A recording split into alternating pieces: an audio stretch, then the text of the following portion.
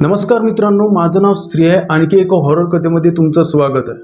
मित्रांनो, आजच्या कथेचं नाव आहे स्मशानवर शाळा. मित्रांनो, तुम्हाला माहीतच आहे की स्मशान म्हटलं की आपल्या पुढे भूत येतात.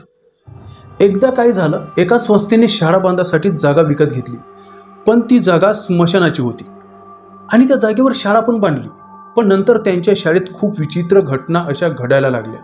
नेमकं काय घडलं होतं तिथे हेच आपण या स्टोरीमध्ये बघणार आहोत. त्याच्या अगोदर मित्रांनो, तुमच्याकडे पण असे काही स्टोरी असेल तर मला नक्की माझ्या ईमेल आयडीवर पाठवा. आणि तुम्ही जर माझ्या चॅनलवर नवीन असाल तर माझ्या चॅनलला सबस्क्राईब करा. चला तर मग आपण या हॉरर कथेला सुरुवात करू. मित्रांनो, ही कथा आहे एका शाळेची आणि तिथे घडणाऱ्या विचित्र घटनांची.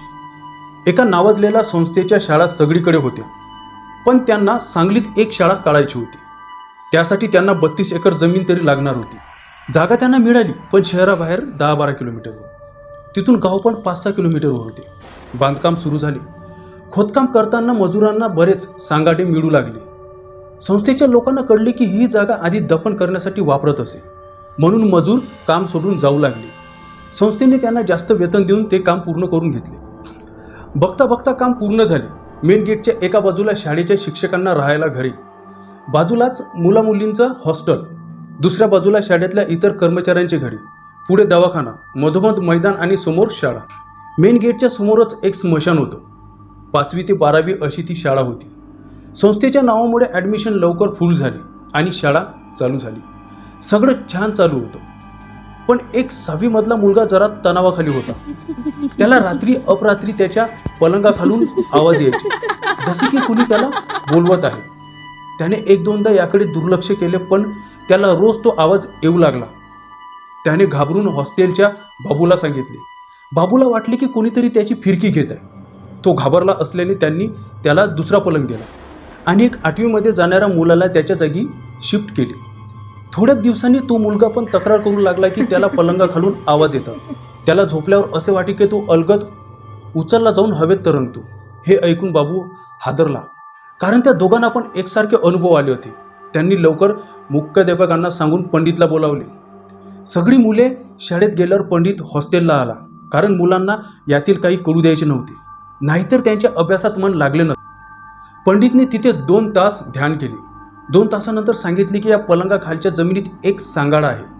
बांधकाम करताना तो राहिलेला दिसतोय आणि तोच त्रास देतोय.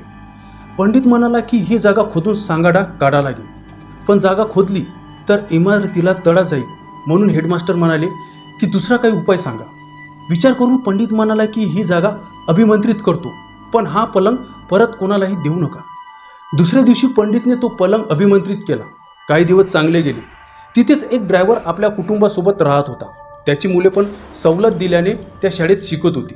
तो शाळेतल्या मुलांना सहलीला घेऊन जाणे, गावातून भाजीपाला आणणे, शाळेची बाहेरील कामे करणे असे काम करायचा. एक दिवस तो अचानक आजारी पडला. सारखं त्याच्या छातीत दुखू लागलं आणि काही दिवसांनी त्याच्या घराच्या बाहेर तो विचित्र अवस्थेत मरून पडलेला दिसला.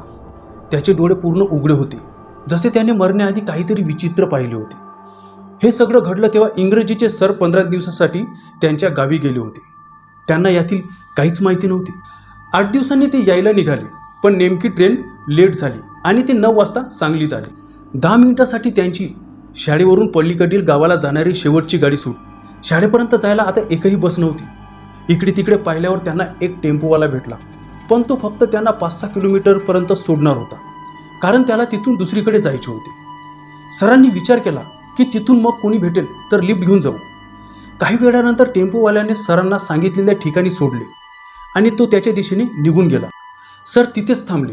अर्धा तास उलटून पण एकही गाडी त्यांना दिसली नव्हती. मग कंटाळून ते पायीच शाळेच्या दिशेने जाऊ लागले.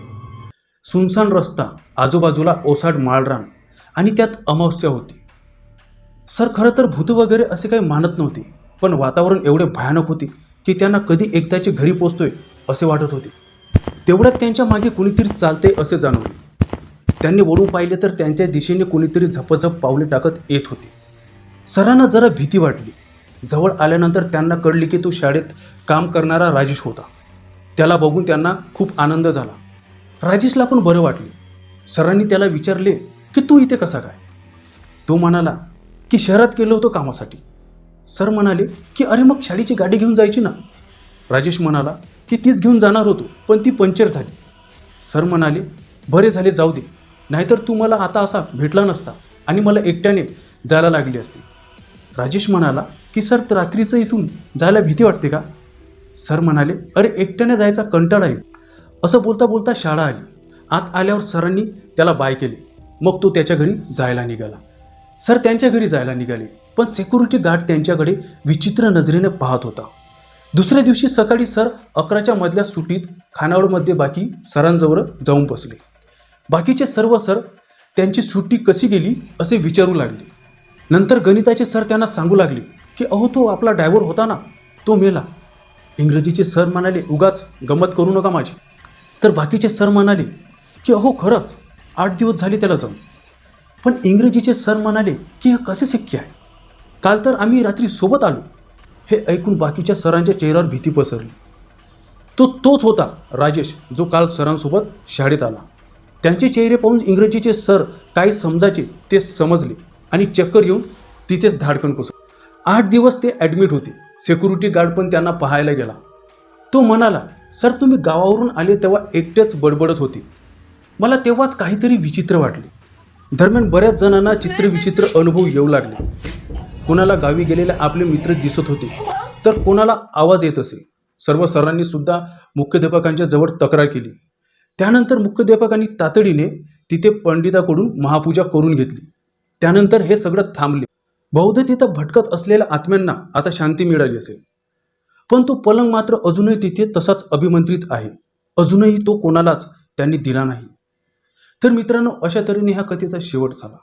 तर ही कथा कशी वाटली मला कमेंट करून नक्की सांगा. आणि तुम्ही जर माझ्या चॅनलवर नवीन असाल तर माझ्या चॅनलला सबस्क्राईब करा. आणि तुम्हाला ही कथा जर आवडली तर ह्या कथेला एक लाईक नक्की करायचं. चला तर भेटू आपण नवीन अशाच एका हॉरर कथेमध्ये. नमस्कार.